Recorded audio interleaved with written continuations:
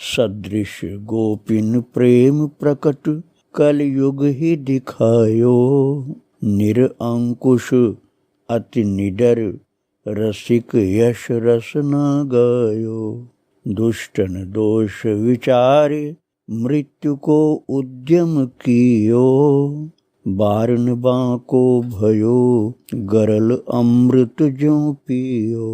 भक्ति निशान बजाय के काहू ते नाही लजी। लोक लाज कुल श्रृंखला तज मीरा गिरधर भजी। श्री राधे राधे। भक्तों, प्रभु अपनी कृपा से अपने विशेष प्रिय भक्तों को उनके पूर्व जन्म का भी अनुभव करा देते हैं, लेकिन ये जब उचित समझते हैं ठाकुर जी तभी कराते हैं। और आप लोगों ने श्री वृंदावन धाम में मीरा जी क्या थी पिछले जन्म में, यहीं से उनका चरित्र सुनना श्रवण किया था। मीरा जी के चरित्र के प्रारंभ में पहले भाग से 5वें भाग तक मैंने उनके पूर्व जन्म की कथा सुनाई थी, जो माधवी नाम की एक गोपी थी जिनका सुंदर से विवाह हुआ था। सुंदर कृष्ण का सखा था, सुंदर कृष्ण से बहुत प्रेम करता था, लेकिन माधवी जी को उनकी माँ ने कृष्ण की तरफ देखने, उनसे मिलने और कृष्ण के द्वारा अपने को देखने पर पूरा का पूरा प्रतिबंध लगाया था। अब आपको याद आ गया होगा भक्तों, वो चरित्र में आगे अभी वृंदावन में मीरा जी आ ही गई हैं। फिर थोड़ा सा आपको स्मरण करने के लिए मैं और सुनाऊंगा। मैं अभी आपको उस जगह ले चल रहा हूं जहां कल आप थे। आप याद करिए, कल थे आप जीव गोस्वामी जी के पास मीरा जी के साथ बैठे हुए। मीरा जी श्री चैतन्य महाप्रभु का दर्शन प्राप्त किए। जीव गोस्वामी जी उन्हीं के शिष्य थे। मीरा जी को ये समझ में आ गया कि चैतन्य महाप्रभु साक्षात कृष्ण के अवतार हैं, और मीरा जी ने चैतन्य महाप्रभु का सुंदर दर्शन प्राप्त करते हुए ही गायन किया था, उनके रूप की झांकी का वर्णन किया था। वृंदावन में मीरा जी का मन लग गया है। वृंदावन की निर्मलता, भक्ति, यमुना मैया का स्नान, गोविंद देव जी का दर्शन, कुंजों का दर्शन, वंशी की धुन, ये सब उन्होंने गाकर सुनाया। पहले तो जीव गोस्वामी समझ नहीं पाए थे, इसलिए उन्होंने कह दिया मैं किसी स्त्री का दर्शन नहीं करता।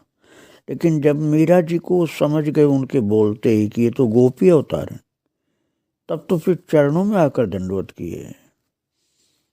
और भक्तों, संतों का एक सुंदर समागम वहाँ प्रभु कृपा से प्रस्तुत हुआ। मीरा जी की कुटिया छोटी थी, उसके सम्मुख एक बड़े से चबूतरे पर संत लोगों ने बैठ करके मीरा जी के भक्ति रस से भरे हुए भजनों को श्रवण किया। और ये वास्तव में चबूतरा जो था ये जीव गोस्वामी जी की कुटिया के बाहर था, क्योंकि जीव गोस्वामी से मिलने के लिए मीरा जी गई थी, और जीव गोस्वामी की गुफा रूपी कुटिया में जगह कम होने पर बाहर के चबूतरे पर बैठक हुई थी। अब मीरा जी को उनकी कुटिया जो थी, सेवा कुंज के पीछे की एक गली, मैंने आपको बताया था, उस समय कोई भी पक्का मकान नहीं था, न पत्थर का न ईंट का, मिट्टी की दीवारों का मकान, छप्पर और खपरेल से बने हुए। वहीं पर मीरा जी रह रही थी अपने सेवकों और सेविकाओं के साथ। तो मीरा जी को महान सिद्ध पुरुष गोस्वामी श्री जीव जी पहुंचाने आए थे। और रात में भजन करते करते करते प्रभु के ध्यान में डूबी हुई मीरा जब अपनी कुटिया में सो गई तो मीरा जी की नींद अचानक उचट गई। उन्हें लगा कि कोई खटका हुआ और खटके का कारण जानने के लिए उन्होंने आंखों को खोला तो जो मिट्टी की दीवार और खपरेल से छाए हुए साधारण से कक्ष में भूमि पर ही उनके सोने के लिए बिछौना बिछा हुआ था। पैरों की ओर तीनों दासियां सोई थीं। दोनों सेवक अन्य दूसरे कक्ष में थे। अंधेरे की अभ्यस्त होने में आंखों को 2 क्षण लगे। उन्होंने देखा कि चंपा अपनी शैया से उठ गई और उठ करके वो खड़ी हो गई। किंतु क्या ये वही प्रियदासी और सखी चंपा है? मीरा जी सोचने लगी वो ऐसा तो दिख नहीं रही है, तो नहीं है क्या वो? लेकिन उसकी आवाज, उसका चेहरा तो वही है। अब मीरा जी सोच रही हैं कि यहाँ जब आई थी मेरे साथ तो उनके स्वयं की और दासियों के देह पर एक भी अलंकार नहीं था। न तो मीरा जी कोई आभूषण धारण करके आई थी और न किसी दासी ने कोई आभूषण धारण किया था। तो ये आभूषण, ये अलंकार, ये कैसे हो गए इनके ऊपर? इनके शरीर में कहाँ से आ गए? सबके वस्त्र उस समय साधारण थे, सादे थे, किंतु इस समय तो चंपा दिव्य रत्न जड़ित वस्त्राभूषणों से अलंकृत खड़ी थी। यूं भी चंपा गौर वर्ण थी, किंतु इस समय उसका वर्ण स्वर्ण चंपा के समान दमक रहा था। उसके नील वर्ण वस्त्र, गुजरियों के समान ऊंचा घेरदार घाघरा, कंचुकी और ओढ़नी, पैरों में मोटे 84 घुंघरू के नूपुर गूंथे हुए और ऐसे सुंदर छड़े जिनमें नूपुर गूंथे हुए, और हाथों में मोटे मोटे स्वर्ण कंगनों के बीच पतली हीरक जटित कई कई चूड़ियां थीं। उसकी मुख की शोभा के सम्मुख मीरा जी को अपना सौंदर्य फीका लग रहा था। उसके नेत्रों में कैसी सरलता थी।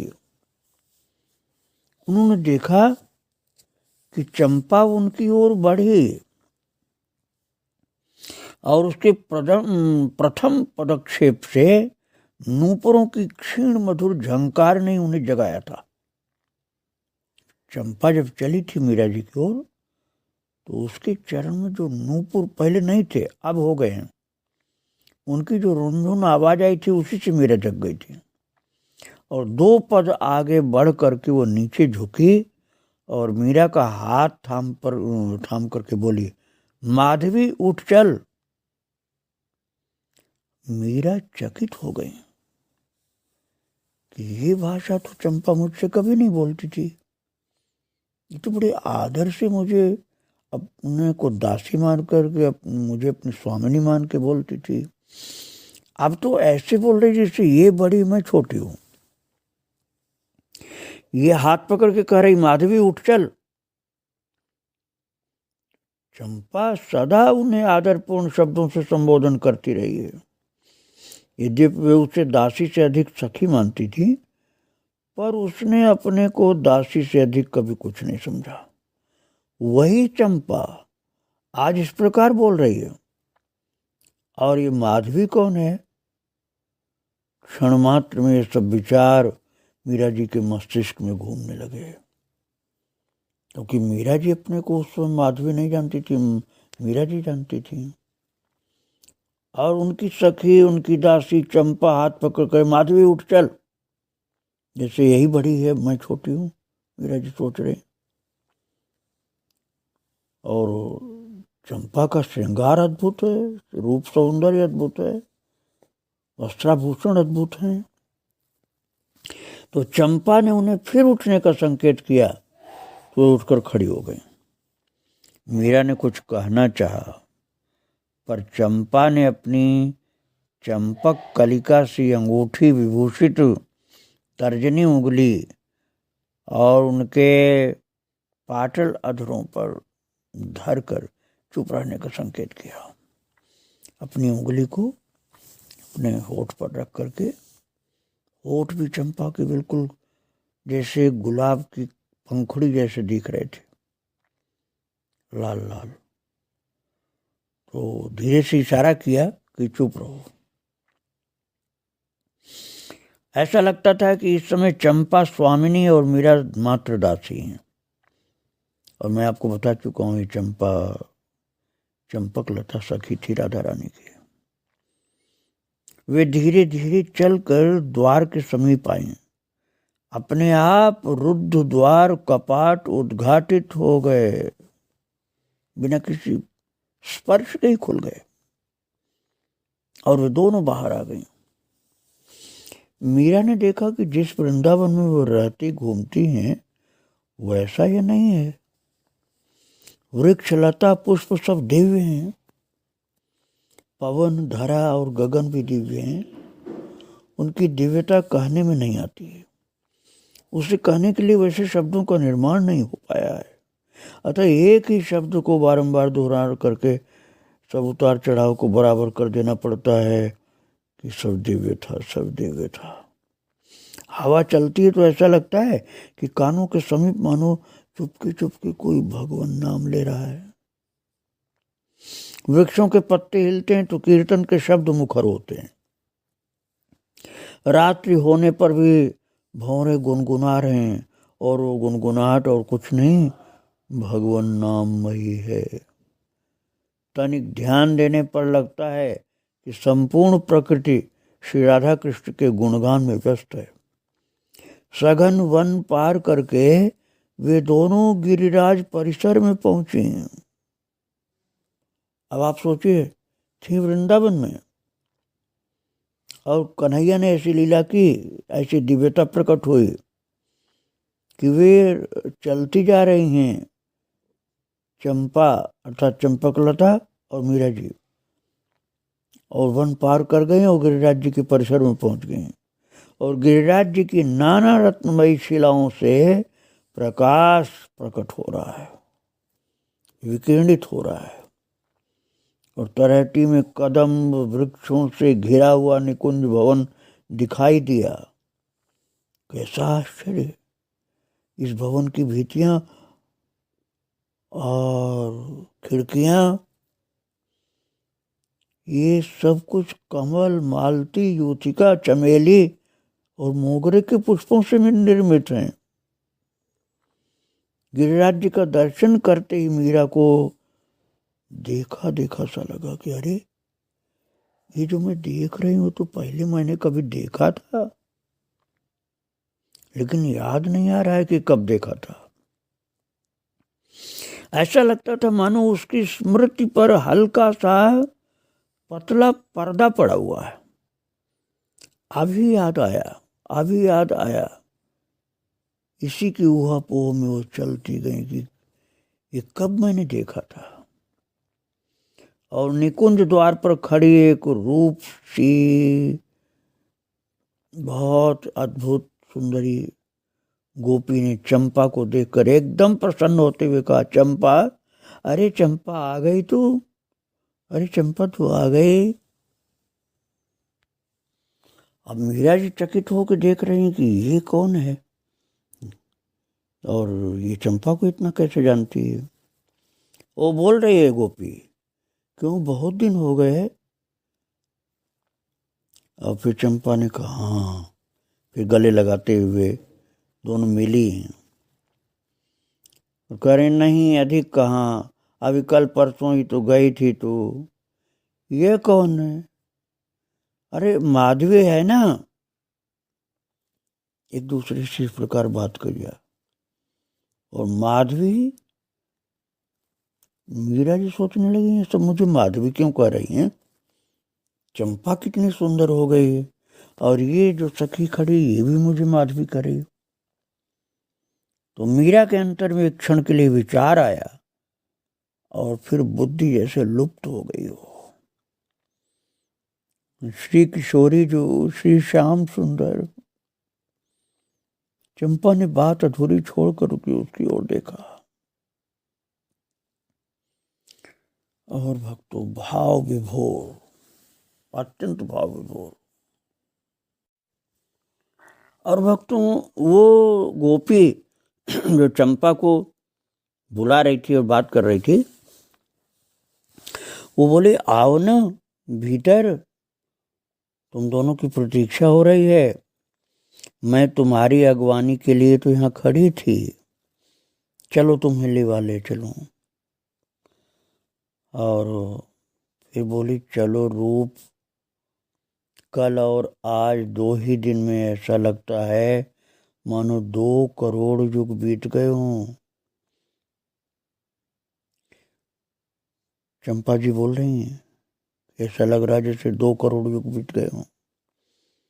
प्राण धन प्रसन्न है ना? चंपा और रूपा के साथ चलती हुई ये आपस में बात कर रही हैं। फिर बोली हाँ सब प्रसन्न है। श्री किशोरी जो तुम्हारे त्याग और प्रेम की प्रशंसा करती रहती है। अब मीरा जी सुन रही हैं कि ये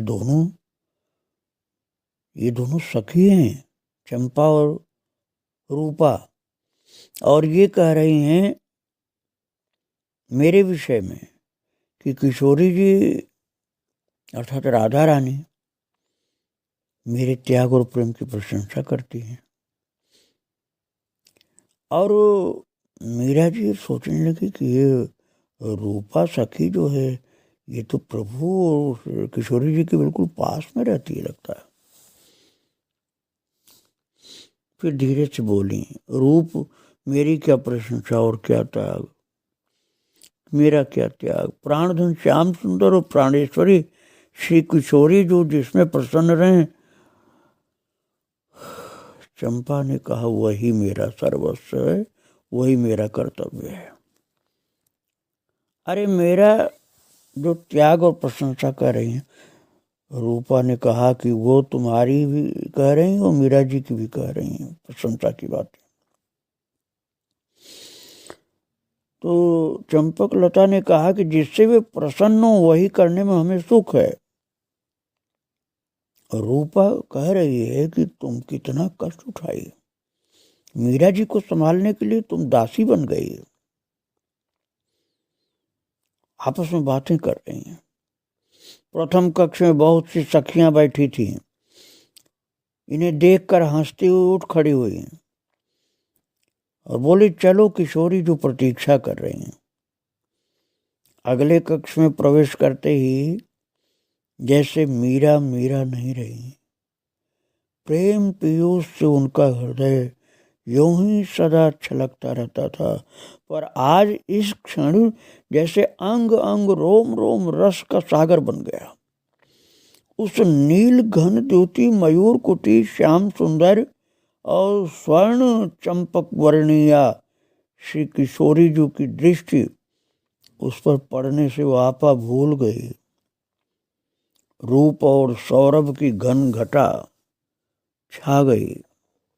उनकी प्रत्येक इंद्रिय रस सागर में निमग्न होकर अपना अस्तित्व खो बैठी। श्यामा श्याम के प्रेम में डूब गई। नेत्र उस घनश्याम चिदघन वप के सौंदर्य सिंधु की था पाने में असमर्थ, थकित होकर डोलना भूल गए। नासिका सौरभ सिंधु में खो गई और कर्ण वो भी। तभी आकर्षण की सीमा, सम्मान, ये सब जैसे उसकी दीर्घ दीर्घ की ओर सब घुल मिलते गए और कर्ण में मधुसिंचन हुआ। बड़ी मीठी आवाज मीरा जी के कान में आई है, माधवी तुझे माधवी कहूं कि मीरा, और हंसे और चहु और माधुर्य की लहरें उठने फैलने लगी। ऐसी मीठी आवाज जिसमें प्रभु बोल रहे हैं, राधा रानी बोल रही हैं। राधा रानी कहा तुझको माधवी कहूं कि मीरा कहूं। श्री किशोरी जी के संकेत पर चंपा उसे लेकर के उनके समीप गई। मीरा और चंपा दोनों ने राश राश सौंदर्य के उद्गम उन चरणों पर सिर रखा। उस महाभाव वपु के स्पर्श से मीरा की चेतना जैसे चली गई। जब राधा रानी स्पर्श किया तो मीरा की जो सांसारिक जैसी चेतना थी वो खत्म हो गई। नेत्र खुले तो वनमाली का कर कमल उनके मस्तक पर घूम रहा था। वे बड़े बड़े नयन उनके मुख पर टिके थे। मीरा के नेत्रों से आंसुओं की धाराएं बह चली। राधा कृष्ण का इस प्रकार से श्री वृंदावन धाम में अद्भुत मिलन युक्त दर्शन प्राप्त हुआ। भक्तों, मीरा जी प्रत्यक्ष दर्शन कर रही हैं और बड़ा प्यार भरा संबोधन सुनाई पड़ा। माधवी, बहुत मिठास थी उस संबोधन में। उन्होंने अपनी आंसू भरी आंखें उठाया मीरा जी ने और दोनों हाथ कटी में लपेट करके उनकी गोद में सिर भी धर दिया। हाथ अपने कमर पर रखकर सिर रख दिया स्वामिनी जी के गोद में और सिसकियों से कांपती देह पर उनका अभय कर घूमता रहा। और फिर बोली राधा रानी, सुन माधवी, अभी तेरी देह रहेगी कुछ समय तक धरा पर।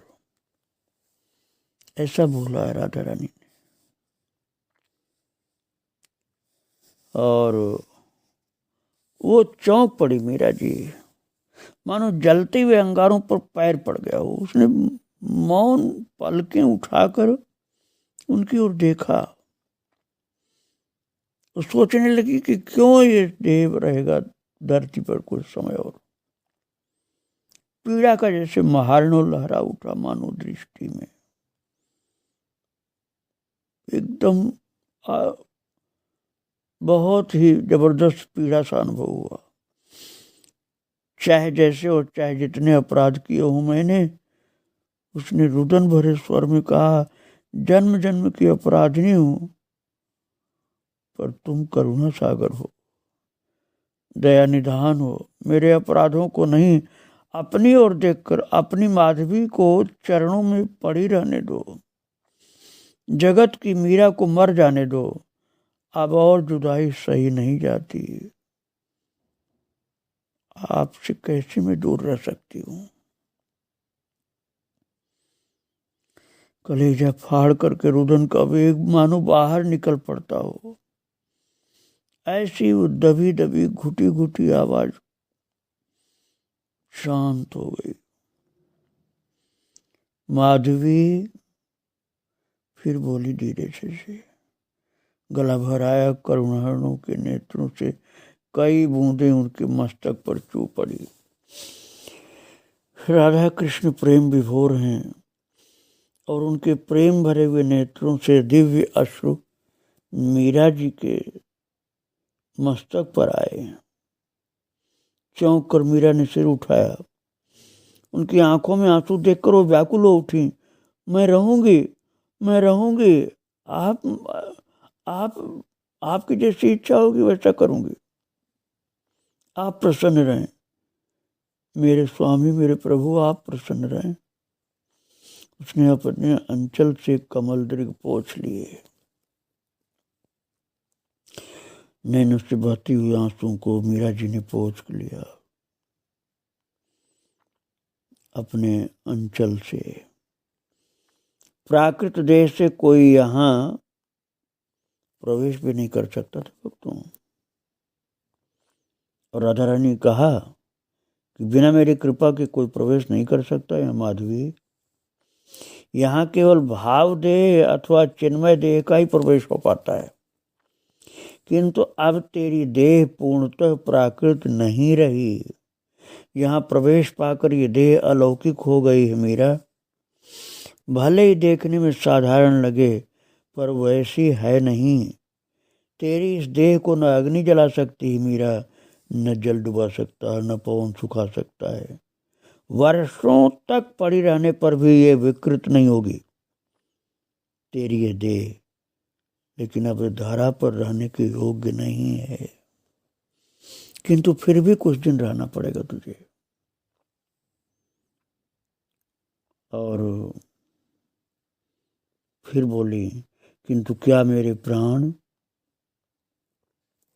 मीरा जी पूछ रही जिज्ञासा से। अपने सेविका से क्या संकोच, जो भी हो कृपा करके बता दीजिए।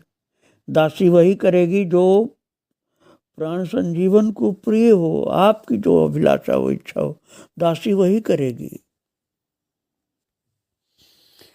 भक्तों, राधा रानी ने कहा, संसार में रहकर कुछ वर्षों तक भक्ति भागीरथी प्रवाहित कर माधवी, तेरी अलौकिक प्रीति भक्ति विरक्ति रहनी सहनी करनी कहनी और देह परित्याग लीला को देखकर घोर कलिकाल में भी लोग भक्ति की ओर आकर्षित होंगे। तेरा नाम पढ़ सुन करके लोग कठिन से कठिन यातना सहकर भी भक्ति करेंगे। तेरी दृढ़ता उन्हें वैराग्य की असीधार पर चढ़ने की प्रेरणा देगी। लोक कल्याण के लिए कुछ समय और माधवी। और राधा कृष्ण का कंठ भर आया। माधवी चरणों में पड़ गई। मीरा जी अपने को माधवी अब समझ गई, क्योंकि स्वयं राधा कृष्ण माधवी नाम से बोल रहे थे। कभी मीरा कहते थे, कभी माधवी कहते थे। आगे इनके चरित्र को और सुनाऊंगा भक्तों। आज श्री राधा कृष्ण भगवान और चंपा रूपा माधवी मीरा को प्रणाम करके यहीं विराम दे रहा हूँ। श्री राधे राधे। जय श्री राधे राधे।